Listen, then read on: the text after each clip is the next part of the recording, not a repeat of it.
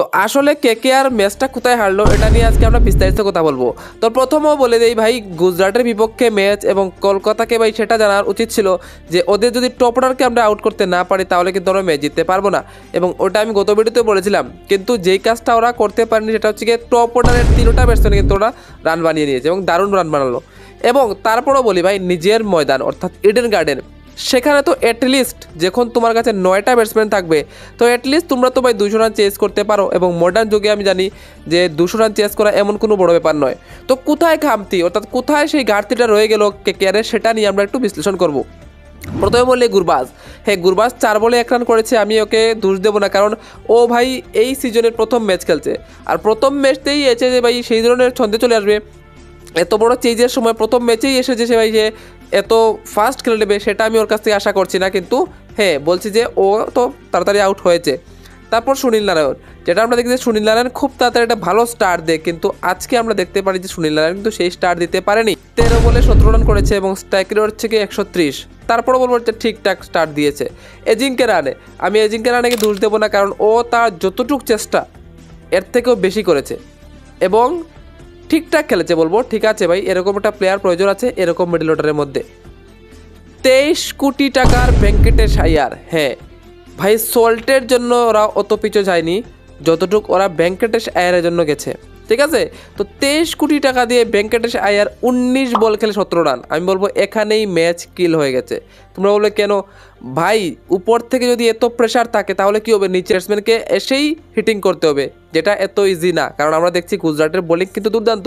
মানে ভাই ম্যাচ এখানে পুরোপুরি ফাঁসিয়ে দিয়েছে কে, ভেঙ্কটেশ আয়ার, এবং ওর স্ট্রাইক রেট যেখানে 200-র উপর থাকার কথা ছিল সেখানে 100-র নিচে, এটা হচ্ছে সব থেকে বড়ো ভাই মাইনাস পয়েন্ট। তারপর আসি আমরা রিঙ্কু সিং।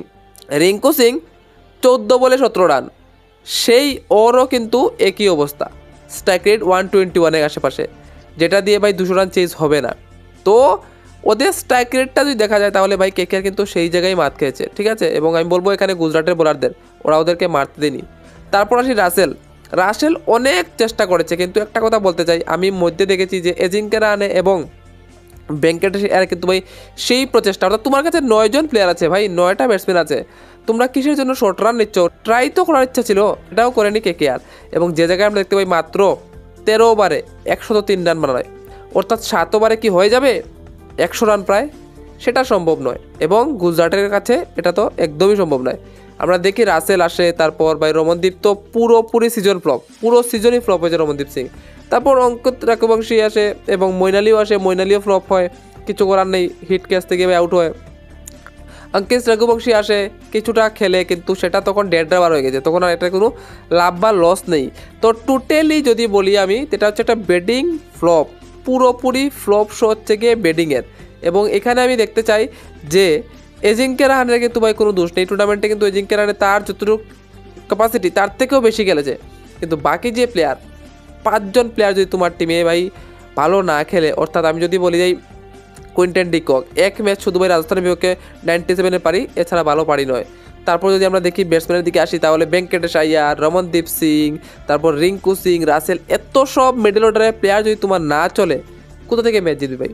বলাররা তো সবসময় ভালো করেছে, এবং আজকেও আমি যদি বলি হ্যাঁ বলতে পারো যে মার খেয়েছে, তারপরও ভাই 200 কিন্তু চেজেবল টার্গেট, ঠিক আছে, 200 তো ওরা করেনি।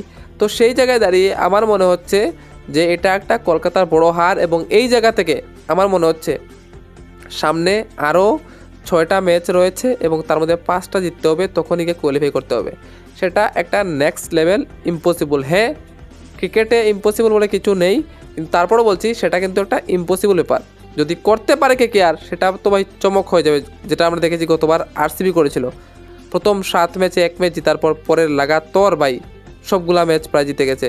তো এটা তো এক ধরনের ভাই বলে না কয়েক বছরে একবার হয়, তো এটা যদি কেকেআর করতে পারে তাহলে তো অনেক বেটার। তোমাদের কি মনে হয় কেকেআর কি টপ 4-এ যেতে পারবে নাকি পারবে না?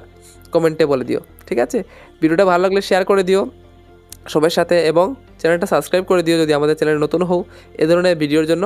তাহলে দেখা হচ্ছে একটা ভিডিও তোমাদের সাথে, তার জন্য বাই বাই।